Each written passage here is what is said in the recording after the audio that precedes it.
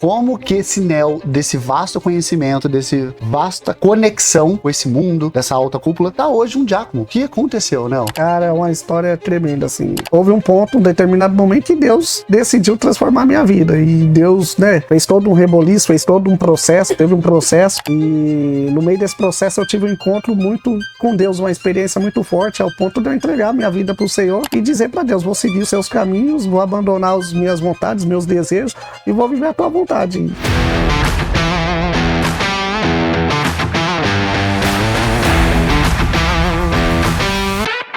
Olá, como vocês estão? Estamos aqui para o nosso terceiro episódio do nosso podcast, Pessoas Incríveis Anônimas. Então são histórias reais, de pessoas reais, que podem te ajudar você em casa, ou pode te ajudar seu filho, pode ajudar o seu irmão, pode ajudar alguém que você conheça. Pessoas que passaram por situações e hoje estão levando uma vida melhor. Ou vão mostrar para você qual caminho não seguir, que pode estar próximo de você, da sua família, ou até ser você mesmo. Nosso convidado hoje é o Nel, Natanael, mas para os íntimos, Nel. Né, Nel? É um prazer ter você aqui com a gente, Nel. Obrigado por estar dividindo aí a sua história. Obrigado por estar dividindo a sua vivência com a gente. Eu te agradeço pelo convite, pela oportunidade. Estamos aqui abertamente para falar todo tipo de assunto, né, que surgir, abordar e deixar uma reflexão, algo que possa impactar e mudar a vida de quem assistir nós e acompanhar aí. Maravilha. Nel, hoje, conta um pouquinho de você hoje. Você é pai? Sou pai, sou viúvo, sou evangélico, sirvo a Deus na Madureira, sou diácono, trabalho registrado, tenho uma família abençoada, meus irmãos, minha mãe que me apoia, e sou um homem de bem, né, pra falar, né. Vivenciei de muitas coisas, mas consegui achar um rumo e permanecer nesse rumo que eu achei. Maravilha, Nel. Agora, esse caminho legal que você está seguindo agora, que você escolheu, nem sempre foi assim, né, Nel? Não, nem sempre foi assim. Apesar da pouca idade que eu tenho 32 anos, mas vivenciei de tudo um pouco. Desde a dono de boteco, a empresário, a dono de bordel, e vivenciei desde de atrocidades no meio da periferia até coisas que ninguém nem imagina que se passa ali no meio. Tive muitas experiências, graças a Deus, não me deixei influenciar por elas e consegui achar um caminho de bem, um caminho de luz, um caminho do homem de bem, do homem trabalhador, do homem honesto. Perfeito. Vocês conseguiram aqui ter um gostinho aqui de um grande resumo que o Nel fez. E ele não se perdeu, tá no caminho do bem. Chegou a, conforme as palavras do Nel, que ele chegou a me dizer depois, flertou. Flertei com esse mundo antigo. No dia de hoje, não só, né, nós vemos que hoje esse mundo errado, errôneo, esse mundo, vamos dizer assim, da anti-lei, esse mundo da criminalidade, ele é um mundo que atrai muitos jovens, né? E num determinado momento ele também tentou nos atrair, tentou nos fisgar. Coube a nós ter uma consciência, ter uma consistência naquilo que nós acreditava e acredita até hoje para permanecer fiel sem se deixar seduzir por ele. Perfeito. E conta para quem tá nos assistindo aqui, Nel, só para eles terem um pouquinho mais aí de profundidade do que você já viveu, já degustou, para eles falarem assim, o Nel não teve acesso a esse mundo. Pelo contrário, né, Nel? A sua família teve ou tem uma grande influência em vários escalões. Eu vim de uma família assim, periférica. Meu pai não se encontra com nós, faleceu há algum tempo, mas meu pai foi um homem de negócios bem sucedido. Negócios, quando eu digo negócio, não dono de empresa. Ele era negociante, comprava, vendia carro, e através desse seu ramo de negócio, ele abriu um leque de conhecimento, um leque de acesso a pessoas, desde de bandidos, de pessoas de bem, de empresários, e graças a esse leque que ele abriu, nós vivenciamos muitas coisas através da vida do meu pai. Perfeito, Nel. E algumas coisas chocantes que você já viveu nesse mundo aí pra gente entender que salto que foi esse para o Nel da atualidade? Já vivenciei muitas coisas, tipo o Tribunal do Crime, que muitos hoje falam aí, que é uma coisa restrita, nós já vivenciamos isso aí, já vimos pessoas amarradas, ser desamarradas. Meu pai mesmo já desamarrou pessoas, não porque ele era um bandido, não porque ele tinha uma amizade, mas porque as pessoas, pela conduta dele, pela postura dele, tinham respeito com ele. E através dessa conduta, dessa postura, ele tinha uma forte palavra, a ponto de uma palavra dele fazer com que a alta cúpula ou a bandidagem dali do meio do tribunal desamarrasse pessoas até que estavam amarradas. Perfeito, Nel. E aí, trazendo um pouquinho aí desses aprendizados que você obteve do seu pai, tem algum mantra que ele te ensinava, ou algumas regrinhas, alguns princípios? Meu pai deixou 3 ensinamentos para mim que eu eu trago comigo até hoje. Ele falou, Nel, meu pai sempre focava, o homem tem que ser homem, na sua postura, na sua conduta, na sua palavra, mas ele sempre falava, Nel, você pode escolher ser o que for na sua vida, pode escolher tudo, pode decidir ser tudo, você só não pode fazer 3 coisas, abusar de menor, ser aguentar as coisas, as condutas alheias dos outros, e ser homossexual, entrar no ramo no mundo do homossexualismo. Essas 3 coisas meu pai sempre enfatizava comigo, não seja caguenta, não seja um homossexual, um gay, né, nas palavras periféricas, né, porque hoje em dia falar isso é até meio que, vai dizer, meio preconceituoso, mas foi um ensinamento que ele teve com ele, antigo, que ele destacou pra mim e se posicionou muito em deixar esse ensinamento dele para os seus filhos. E isso lembrando do mundo que vocês habitavam. Do mundo que nós habitávamos, nós é de uma família periférica, nem sempre, as periferias hoje, aumentou muito a infraestrutura nela, né, mas antigamente era precária, então a bandidagem, a criminalidade, a taxa de criminalidade era muito superior ao que é hoje. E mais escancarado também, mais escancarado. Pessoas andavam armadas no meio da rua de uma forma natural para eles. Mostrava arma. Eu desde criança, com 5, 6 anos, eu presenciei muito isso aí. Presenciei corpos estirados no chão, presenciei pessoas armadas na rua conversando, pessoas traficando droga, e para eles era normal, não tinha esse acesso que a polícia tem hoje, essa infraestrutura que a polícia tem hoje, essa tecnologia para chegar nisso. Perfeito, Nel. Ô, Nel, agora eu vou dar um salto agora pro Nel da atualidade. O que aconteceu? Como que esse Nel, desse vasto conhecimento, desse vasta conexão com esse mundo, dessa alta cúpula, tá hoje um diácono? O que aconteceu, Nel? Cara, é uma história tremenda, assim. Houve um determinado momento que Deus decidiu transformar a minha vida. E Deus, né, fez todo um reboliço, fez todo um processo, teve um processo. E no meio desse processo eu tive um encontro muito com Deus, uma experiência muito forte, ao ponto de eu entregar minha vida pro Senhor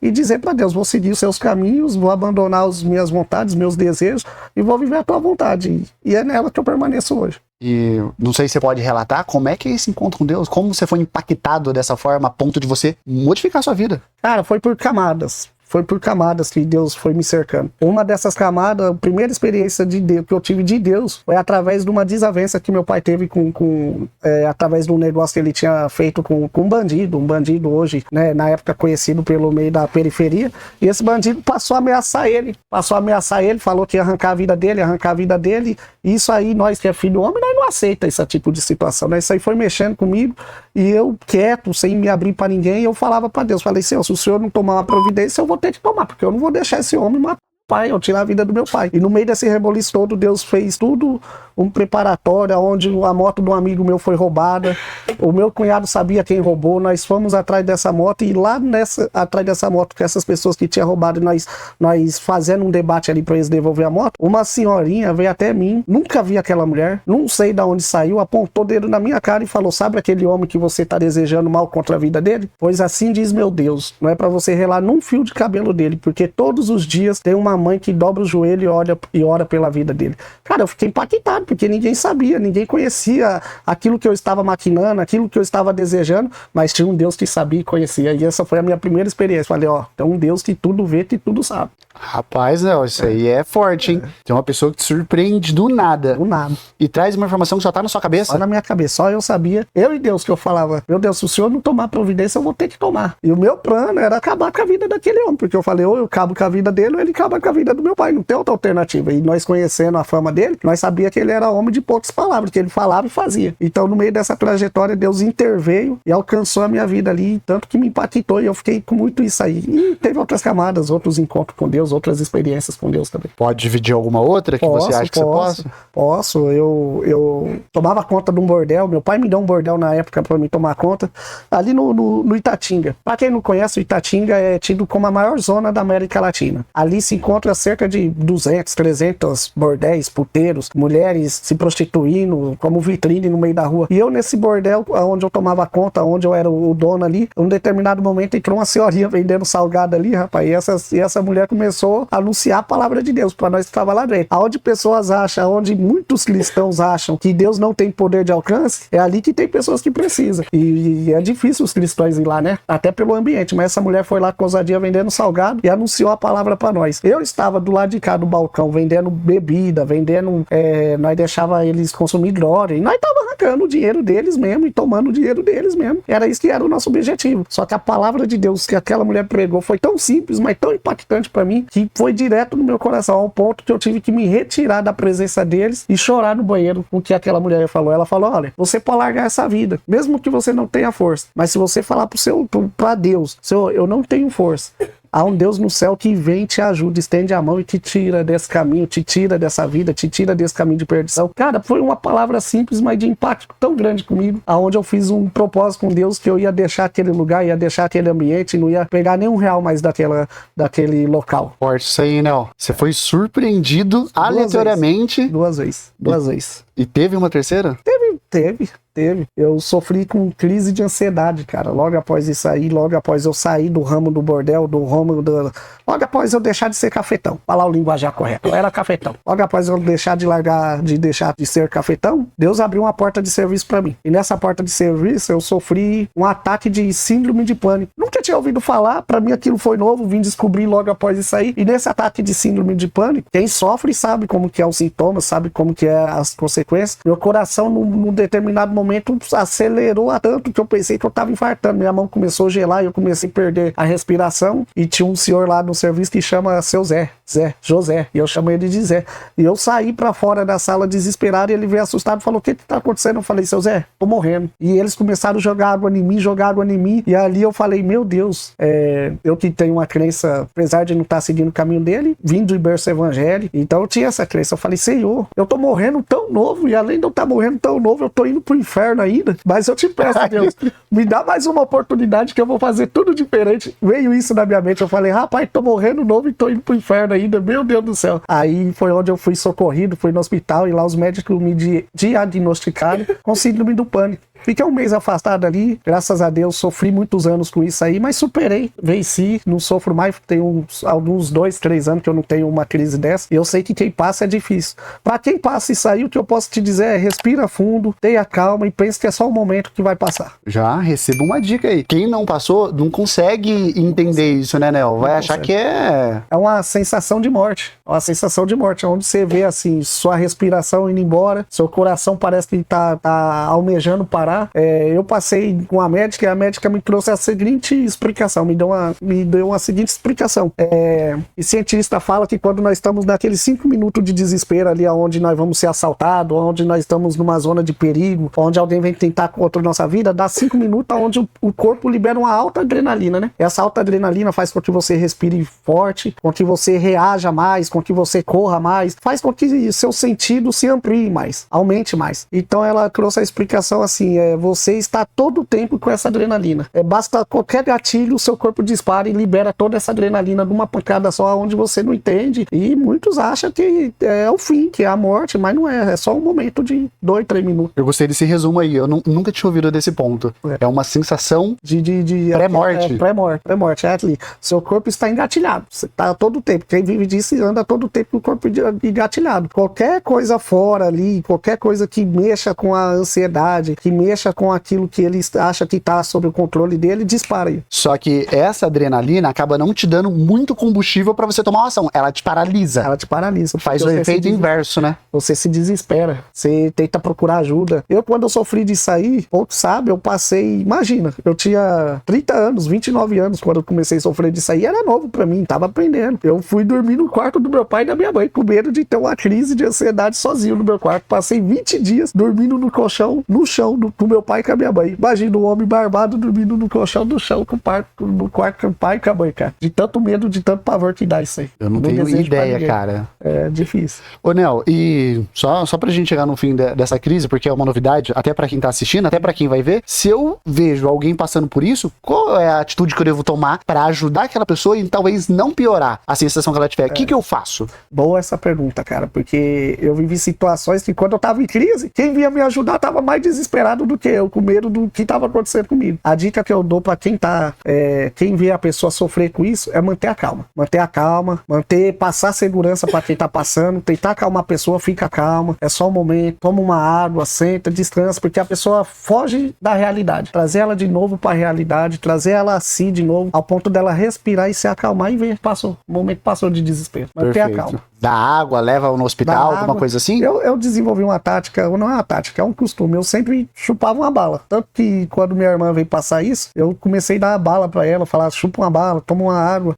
Pra quem não sabe, estudos dizem que essa é a doença do século. Que de cada 10 jovens, 7 vão sofrer de síndrome de ansiedade. Então, é bem frequente. Talvez muitos que vão assistir nós, estão assistindo nós, esteja passando por isso. Então, é só um momento, manter a calma e pra quem vai ajudar, passar segurança pra pessoa. Principalmente nessa geração, muitas pessoas estão vendo. Como você superou isso? Cara, eu vim me descobrindo, né? Você tem que conhecer, descobrir seu corpo, aquilo que afeta, aquilo que ataca, aquilo que te causa isso aí. Eu vim... A partir do momento que eu sofria constantemente, teve uma época que eu sofria com isso constantemente. Então eu comecei a analisar com calma o que me causava, o que me atingia a ponto de eu ter esse tipo de crise. E vim observando, achando, examinando, ao ponto de eu começar a eliminar. Fui eliminando tudo que me causava aos poucos, até eu conseguir ter segurança no meu corpo de novo. Você tem alguns exemplos desses gatilhos que pra gente pode ser normal e que você foi eliminando da sua vida até você poder ter isso? Tem. Eu não entrava em nenhum tipo de assunto polêmico. Assunto polêmico, às vezes, eu tava falando normal. Começava aquilo ali, já do nada já me dava uma crise. Assunto polêmico, falava, muito barulho demais, me dava crise. O meu próprio serviço onde eu tive isso aí me dava crise.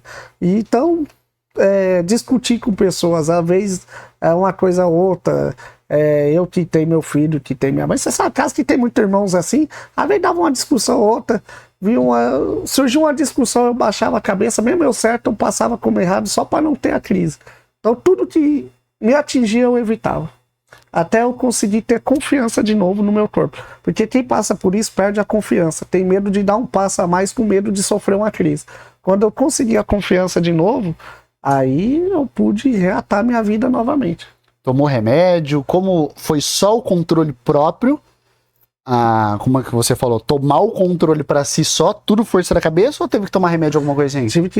Fiz um tratamento aí de um período de remédio, tomava cloridrato de paroxetina.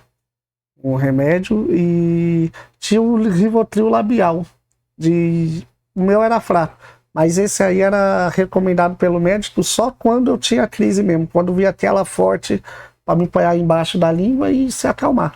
Então eu passei por um período curto por esse remédio de cloridrato de paroxetina e consegui parar com ele por conta própria. Quando eu entendi que eu não precisava mais, eu fui largando aos poucos. Maravilha, Nel. Nel, você disse que foi em camadas que você foi fazendo esse salto pro Nel que você é hoje e deixar aquela vida flerte com o crime ali que você tava ali, aquela vida bandida, pro Nel que é hoje. Essa foi a última camada? Ou teve mais alguma? A partir do momento que eu tive essa crise de ansiedade, que eu fiz esse voto com Deus, que eu falei, tô morrendo novo e tô indo pro inferno, a partir desse momento que eu senti ali que essa crise de ansiedade foi uma segunda chance que Deus me deu para fazer diferente, ali eu coloquei os dois pés no mundo a qual eu vivo hoje. Nel, você trouxe até esse tom de brincadeira aqui, tô morrendo novo, tô indo pro inferno. Talvez tenha coisas parecidas ou similares acontecendo com as pessoas que talvez seja uma forma de obrigá-las a tomar um outro rumo, outra direção. Porque talvez se não tivesse acontecido isso, talvez você não teria mudado sua direção. Aconteceu um chamado, aconteceu um outro contato e até ali você estava entendendo que era algo não normal acontecendo, que era um convite, mas não a ponto de você mudar. Na hora que teve esse choque com você falou, opa, o medo talvez te fez decidir. Isso, eu entendi, opa, chegou no meu limite. Até quando eu vou continuar vivenciando certas coisas, que como eu falei, né, eu vim de um berço evangélico, então eu tinha um conhecimento um pouco. Então eu tinha comigo assim que certas atitudes, certos caminhos não agradavam à vontade de Deus. Então ali veio um choque de realidade. Opa, você tem uma vida e logo essa vida vai passar, e aí? E o pós-vida? O que vai ser para você? Esse choque de realidade para mim. Ali foi o estopim. Perfeito. Então você que talvez esteja hoje lidando com alguma dificuldade, com alguma doença, com algum impacto, com algum choque que tirou da sua vida natural e tá te causando um grande desconforto, talvez tenha alguma mensagem aí, implícita. Tem. Não é o fim. Tem gente que recorre a atitudes a qual, de vez trazer a melhora para ela, acaba trazendo uma piora, né? Então busque uma melhora, busque uma ajuda. Se for uma ajuda espiritual, eu creio que perto de você vai conseguir. Se for uma ajuda de atenção, Deus vai preparar amigos, pessoas para te ouvir, mas nunca tome uma atitude desproporcional contra a tua vida. Perfeito. Bom conselho, Nel. Bom. E o Nel ali, ele já tinha algumas conversas ali com Deus diretamente, Sim. no seu cantinho, quietinho, isolado, sem contar pra ninguém. Então você já tava começando essa comunicação, né? Já tinha um contato com Deus ali, nós sempre buscava ali no momento ou outro, tá falando com Deus. Quem sonha sempre fala para Deus, né, seus sonhos, seus projetos, para Deus encaminhar, realizar, né, abrir portas, apresentar pessoas. Então já estava começando já a ter um pequeno contato com Deus, mas não tinha um conhecimento a qual eu tenho hoje, não um grande conhecimento, mas nós temos um conhecimento aprofundado hoje um pouco mais. Perfeito. Nel, você mencionou que é pai, né? Sou pai. Seu filho mora com você, porque você falou que é viúvo, não da mãe do seu filho atualmente. Não da mãe. Que você casou Isso. depois. A que eu casei faleceu e a mãe do meu filho Você não casou com ela? Não, Perfeito. Só que ele mora com você. mora comigo. Habitualmente, isso é diferente. Normalmente, os filhos ficam com a mãe, É verdade. não com o pai. Verdade. Por que seu filho fica com você? Curiosidade. Porque não é habitual. Então, você deve estar sendo um pai totalmente diferente. Por que você acha? Eu creio comigo que isso é fruto daquilo que eu plantei. Porque não é uma escolha, uma atitude que veio do dia para a noite, do momento. Foi uma coisa plantada, dia após dia. Atenção dobrada, carinho, você deixar de fazer coisas para vivenciar momentos com o seu filho. Então eu abracei esse papel de pai, esse papel a qual era a minha responsabilidade, e vivenciei momentos incríveis com meu filho, e hoje eu colho os frutos do resultado daquilo que eu plantei ao longo dos anos. Então você já era participativo mesmo quando ele não morava com você? Já, sempre fui participativo. A partir do momento que meu filho nasceu, eu sempre busquei estar presente, sempre busquei estar no dia a dia, estar no seu crescimento, acompanhando a sua evolução. Sempre tive isso comigo. E isso é de você ou faz parte da educação que você teve pelos seus pais? Isso aí vem da educação que eu tive com meus pais. Graças a Deus eu tive um pai e uma mãe incrível, onde eles foram presentes na minha vida, na minha educação, na minha trajetória, e eles sempre enfatizaram isso para mim, você agora é pai, você tem uma responsabilidade, então cuida do seu filho, busca seu filho, fica com seu filho. Isso aí influenciou mais aquilo que você tem dentro de você a tornar esse caminho aí mais fácil. Isso. Eu e a mãe do meu filho, nós tivemos um início de relacionamento um pouco conturbado, nós acabamos separando, ele ainda era bebê de colo, tinha 1 ano e pouco, e desde esse momento eu já buscava meu filho, não sabia nem trocar a fralda dele, minha mãe falava, você vai ter que trocar a fralda dele, vai aprender, e dava banho nele na banheira, e tive essa vivência, e vim construindo esse contato hoje que eu tenho com meu filho, essa ligação foi construída assim, dia após dia. Então, não passe a cabeça no seu filho, caso ele tenha engravidado a menina, porque os pais forçaram ele a assumir responsabilidade, mais aquela característica que ele já tinha. Isso. Então, ele já sabia que tinha uma responsabilidade, mais o ecossistema que os pais criaram em torno dele, de falar, Nel, você tem uma responsabilidade. E eles garantiram que você também ia cumprir sua responsabilidade. Garantiram que eu ia cumprir. Logo quando a mãe do meu filho engravidou, os pais e a mãe dela vieram com tudo. Pra você vai ter que casar. Engravidou a menina, engravidou a todo momento. E meu pai sempre enfatizou, não, meu filho é homem, ele vai cumprir o seu papel, ele vai assumir o seu papel, pode ficar tranquilo. E no que precisar, nós vamos ajudar ele. Perfeito, Nel. O que você acha e qual a sua opinião do que você vive, do que você já viu aí, dos filhos crescem longe do pai? No qual a escolha seja do pai, tá? Porque existe aí outros caminhos, outros mundos que a mãe talvez impeça disso acontecer ou influencia para que o filho não veja o pai. Mas vamos para esse exemplo hipotético único, no qual o pai tem acesso à criança e ele só não vai ter acesso se ele não quiser. Não é um impeditivo da mãe e não é um impeditivo no pai. Nesse exemplo, o que você acha? Hoje em dia nós vemos aí, né, na vida alheia, na vida cotidiana aí das pessoas que estão ao nosso derredor, que, né, nós vê que há uma falta, né, mesmo de paternidade. Hoje eu não sei o motivo a qual muitos pais abdicam dessa responsabilidade de estar presente na vida do filho, de estar presente na criação do filho. E não é pouco, não. É uma grande maioria hoje. Eu não sei se é porque muitos estão acabando sendo pai novos. Estamos vivendo nos dias de hoje uma falta de paternidade, de responsabilidade. Nós vemos homens hoje largarem, abrirem mão mesmo da educação, da frequência na vida dos seus filhos, causando um grande buraco, vamos se dizer assim, na identidade da criança, quem que a criança é, quem que a criança vai seguir, qual exemplo ela vai seguir, como que ela vai ser como postura de homem. Isso eu digo como filho. Também tem filhas também, porque um pai também passa uma segurança, passa uma proteção para a filha. E tem muitos jovens hoje que estão sendo pai novos que não estão querendo arcar com essa responsabilidade. Assim também tem muitos pais velhos, homens velhos que estão engravidando pessoas nos dias de hoje, que estão vendo como que o mundo tá e tá abrindo mão também, e tá largando de mão, tá largando de lado.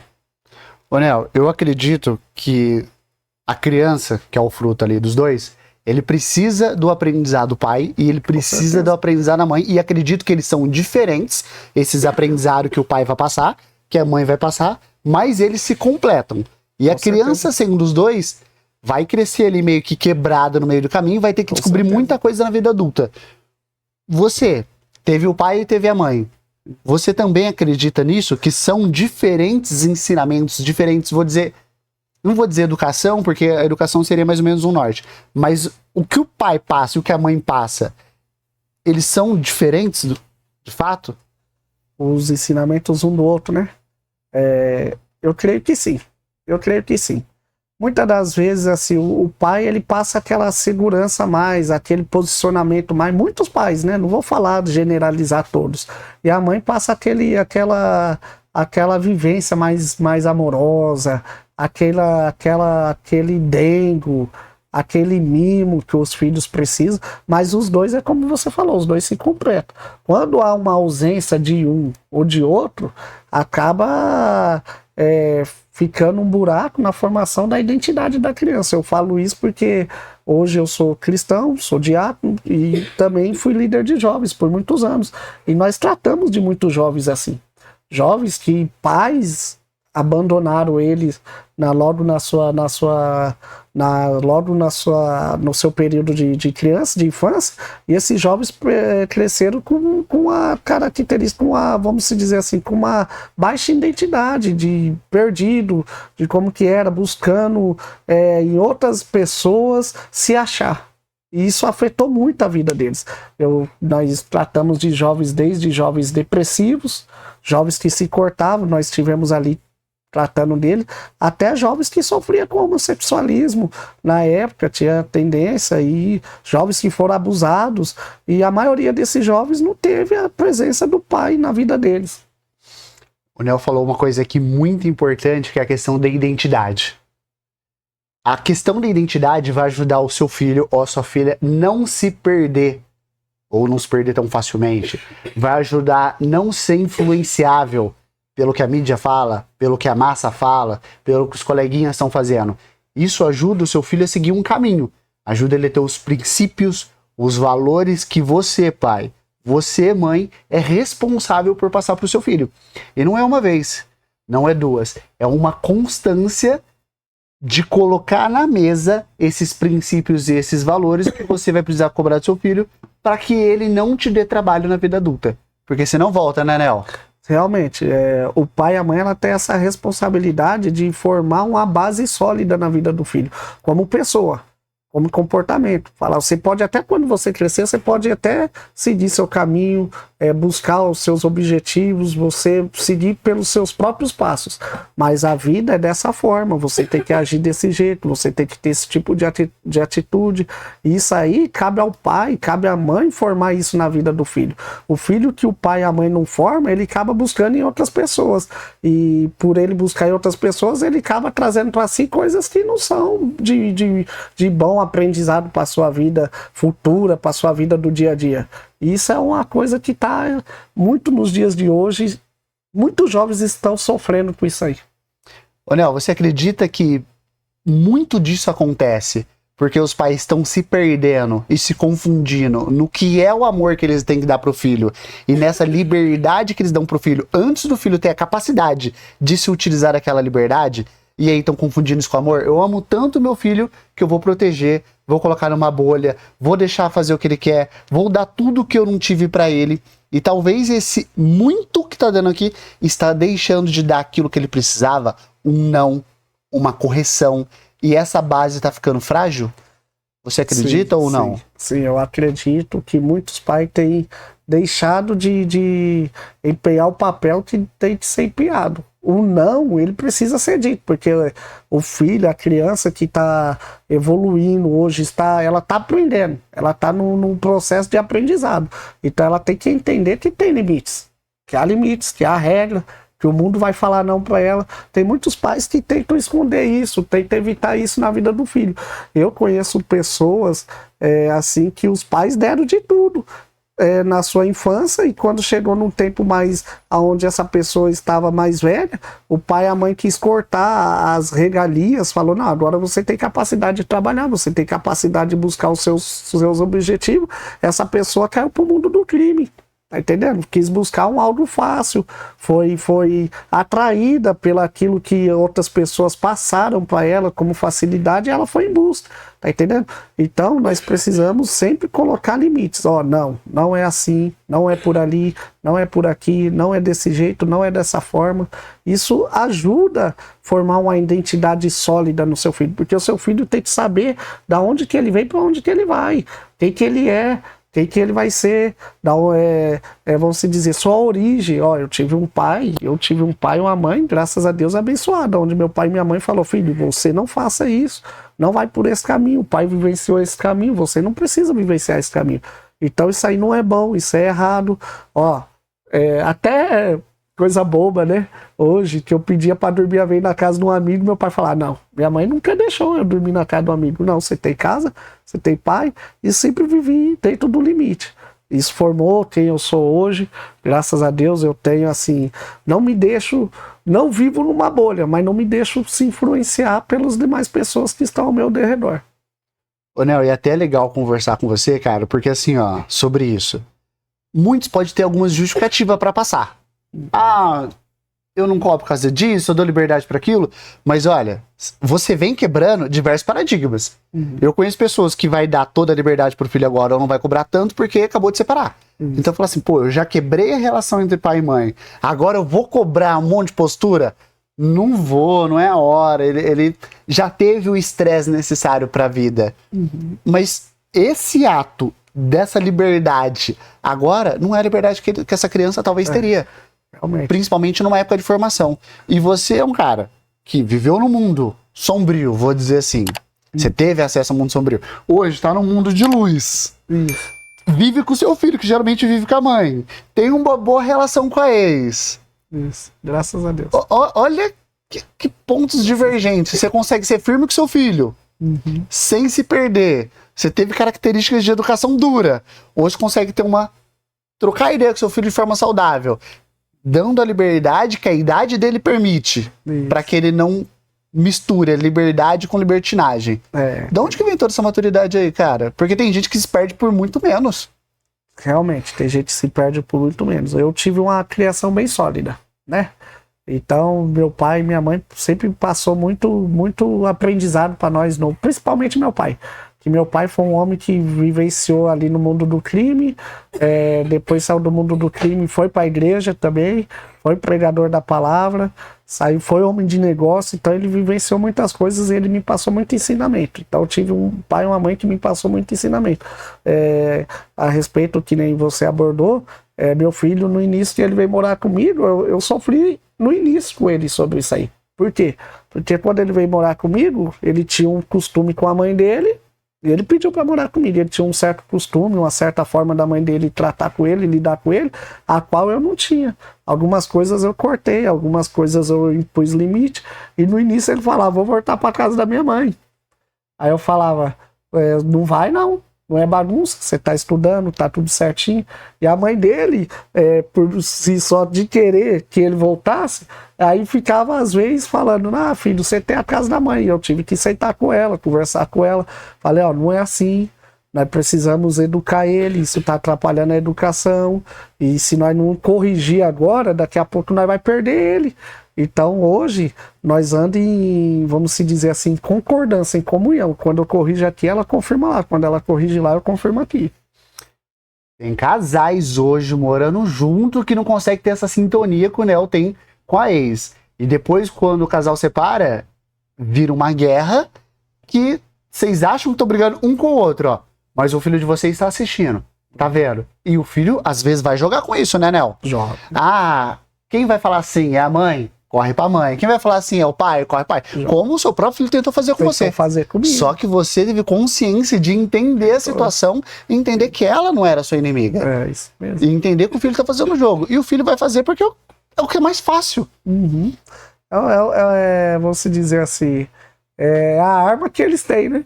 Ali no momento é o que ele vê. Ele fala, meu pai tá aqui, eu vou voltar pra minha mãe. E se aí, vamos dizer, se eu cedo e ele volta pra mãe dele naquele momento, talvez chegasse lá num determinado momento onde ela fosse repreender ele, eu falar, vou voltar pro meu pai. Aí acaba ficando lá e cai, fica aquela bagunça. Então nós já cortamos o mal pela raiz ali. Falei, não, aqui é assim, assim, assim. Sentei, conversei com ela, ela entendeu. E graças a Deus nós temos um filho abençoado aí. Amém. Nel, vamos chegando na parte desse finalzinho aí. Você deu um monte de informação pra gente refletir aqui. Agora a pergunta que fica, nesse mundo que você tá agora, que é o mundo mais religioso, cristão, diácono, tem aprendizado que você tá tendo ali desses atendimentos que faz inclusive com os jovens, que você quer dividir aqui, que talvez possa servir pra alguém que tá nos assistindo? Tem muitos aprendizados, cara. Eu posso falar até por mim mesmo. Pode ser, né? Fica à vontade. Eu passei aí por uma viuvez, né? Logo após quando eu entrei na igreja, eu conheci uma pessoa e casei com essa pessoa. E depois, assim, nós tivemos um relacionamento antes de casar, um pouco mais de um ano. E logo após o casamento, prove a Deus recolher essa pessoa. Então ali eu tinha tudo para me deixar me entregar à depressão, me entregar à tristeza, à angústia. Mas eu busquei ter, sempre acreditar que Deus tinha um propósito nisso aí. Tem pessoas hoje que vivem e acham que é o fim, acha que o dia ruim chegou e não tem uma solução, acha que os problemas vêm e não tem como sair, mas sempre haverá uma luz no fim do túnel, sempre há uma solução, sempre há uma saída, ainda que no momento não chegue ainda numa facilidade ou não chegue numa velocidade desejada, tenha esperança que vai chegar. Deus vai te dar uma visão, vai iluminar a sua mente a ponto de você enxergar uma maneira de você sair do buraco a vez a qual você se encontra. Eu poderia ter abrido mão de tudo e falado, não quero mais, mas eu falei, não, eu tenho uma vida pela frente, Deus tem um propósito, aprove a Deus recolher ela, mas eu sei que Deus tem o melhor para mim, então você sempre acredite que Deus tem o melhor para você. Maravilha, que conselho que foi esse, hein, Nel? Arrasou. Nel, mais um conselho aí que você tem pro público antes de eu te entregar um presente que tá aqui? Eu tenho, deixa eu ver. A palavra é sua, se você quiser. Eu tenho um conselho, cara, para vocês que às vezes, para os jovens, né? Vou falar para os jovens hoje que às vezes estão se entregando na bebida, nas drogas, nas baladas da vida, estão sem rumos. Para os jovens que estão sem rumos, às vezes buscando um preenchimento a qual o mundo, a qual a vida que eles estão levando não vai dar. Eu já passei por isso, aonde nós achamos que nós buscamos se preencher de uma coisa que é momentânea, aonde chega o dia seguinte, você vê que aquele vazio voltou novamente. Então eu te digo, há uma vida melhor que essa. Não se entregue à bebida, não se entregue às drogas, não se entregue às más influências, não se entregue aos más caminhos. Busque se encontrar e enxergar a vida de uma forma mais ampla. Eu sei que você vai ver que há uma melhora para você, há uma vida melhor da qual você está vivendo. essa vida de enganação, essa vida de bebedeira, essa vida de ilusão. Eu creio que, assim, eu posso falar por mim, que sou cristão, eu creio que se você buscar falar com Deus no seu íntimo, Deus vai te mostrar que há uma vida a mais melhor que essa para você. Maravilha, hein, Nel? Olha aí o que o Nel tá falando para vocês. Agora, pode parecer assim, a ilusão que eles estão falando, mas conversa com pessoas mais velhas. Vai num lar dos velhinhos, vai num asilo, conversa com uma malandragem que já teve uma vida bem vivida. Pergunta para eles se eles viveriam da mesma forma. Pergunta para eles se aquilo que num certo momento parecia o auge, valeu a pena.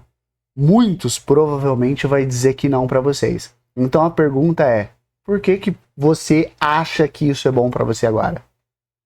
Reflita se isso vale a pena para você. Reflita se isso está fazendo bem para você. Reflita se isso está fazendo bem para as pessoas que estão ao seu entorno, ou se além de se machucar, você está machucando as pessoas que você mais ama ou que deveria amar. Vê se faz sentido isso para vocês. Nel, fez sentido? Fez, só para acrescentar que no início você falou que fez sentido, e é realmente isso mesmo.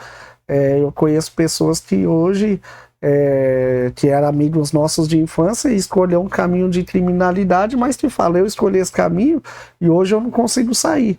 E pessoa, aí eles falam, quem vem em mim hoje perguntar esse caminho, eles aconselham, não vai por esse caminho. Não vai por esse caminho. Se é seu amigo de verdade, vai falar isso, tá? Agora, se só tá querendo te conduzir, vai falar, vem cá, vamos fazer um lance, vamos fazer um esquema aí. Mas se é seu amigo de verdade, vai falar pra você não seguir seu caminho, como o amigo do Nel tá falando aqui pra ele. Nel, quero te dar um presente.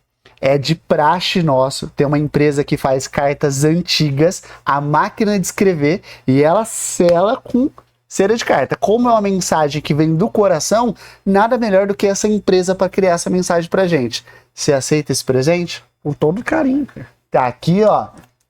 Ela é seladinha, escrita a máquina de escrever, porque o antigo funciona. A gente não tá querendo falar assim de base, a gente tá querendo falar de educação.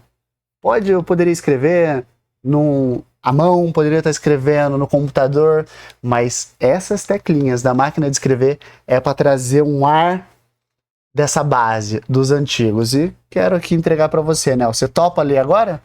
Topo, posso? Por favor. Deixa eu ver aqui. Dá até dó, cara, de rasgar. Vou deixar o carinho.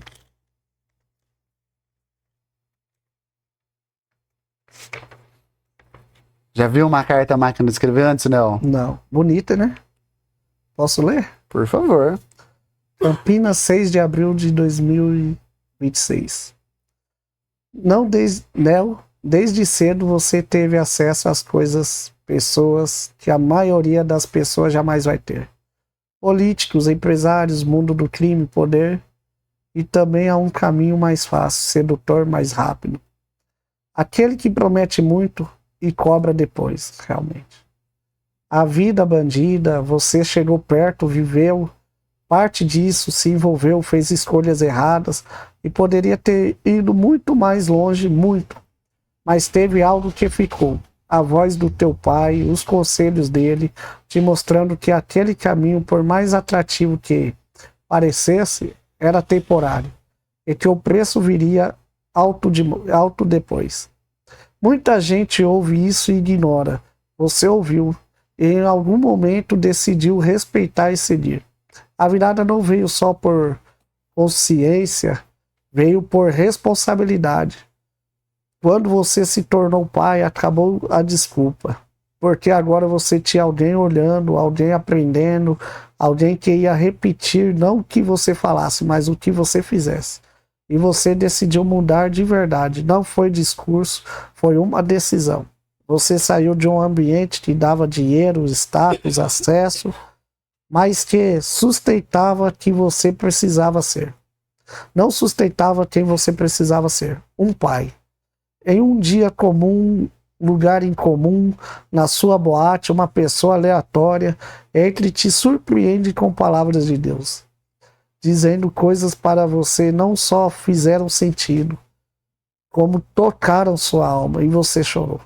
Sem entender, sem controlar, mas escondido no banheiro para ninguém te ver, pois não podia demonstrar fraqueza. Ali sentiu algo mudou. E mudou mesmo, você trocou o caminho, mudou de ambiente, mudou a direção, começou a construir algo que talvez não brilhe tanto por fora, mas te sustenta muito mais por dentro. O inevitável acontece. Seu filho te escolheu, não pela liberdade, mas por seu comportamento. Eu te respeito porque você é e por quem você escolheu ser todos os dias. Pelo pai que decidiu ser, pela boa pessoa que é. Grande abraço de um admirador das suas atitudes. Bruno Glesi. Obrigado. E aí, meu querido? Obrigado, lindo. Satisfação isso aqui, cara. Satisfação receber isso aqui, porque, né, nós seguiu certos caminhos, tomou certas atitudes, e hoje nós vemos que esses caminhos, essas atitudes, também servem para influenciar outras pessoas a tomar certos caminhos, certas atitudes, escolhas boas, atitudes boas, e é gratificante receber essa mensagem sua e esse reconhecimento seu. Eu só tenho a agradecer. Eu que tenho a agradecer te conhecer, meu querido. Você compartilhou muita coisa boa pra mim. Foi um prazer te conhecer. E é um prazer poder te assistir de perto, Nel. Ver você seguir nessa caminhada. Porque quando eu te convidei a primeira vez, e aí é importante vocês saberem disso, desde a época que eu estudei engenharia com o Nel, lá atrás, eu falei assim, eu não vejo você fazer maldade direto pras pessoas. E, de novo, não entendo porque você tá num mundo onde isso acontece. E eu não vejo você se perder. Como que você não se perde? Eu já vi pessoas se perderem por muito menos, ter um pouquinho de acesso, degustou um pouquinho. Ah, sou bandido, gostei disso. Ele não, tinha um acesso de verdade e não se perdeu. Continuava sendo uma pessoa do bem, mesmo num caminho tortuoso. Continuava seguindo um caminho, porque teve uma base, porque você é uma pessoa boa. Obrigado. Eu te admiro, meu querido. Obrigado. Daí tocou no assunto do meu filho, eu posso mostrar meu filho aqui? Por favor. Aqui, filho. Que eu falei hoje, essa joia aqui mora comigo aqui, ó. Davi. Vai dar um oi lá pro público lá. Oi. Seu orgulho? Meu orgulho. É por ele hoje que eu vivo, respiro, que eu busco ser uma pessoa melhor. E eu vejo que as minhas atitudes estão influenciando e estão deixando como exemplo para ele, porque ele já tem tomado certas atitudes através daquilo que ele vê nós vivendo. Quer mandar mensagem pro seu pai aqui para ficar gravado, para quando seu pai for lá lembrar disso? Tá com vergonha, né? Eu falei pra ele, você vai falar alguma coisa lá, e lá, pai, eu tenho vergonha. Você gosta muito de morar com seu pai? Gosto. Que legal, é bom ver essa relação de vocês, viu? Parabéns, Nel. Obrigado. Obrigado mais uma vez. Deus abençoe.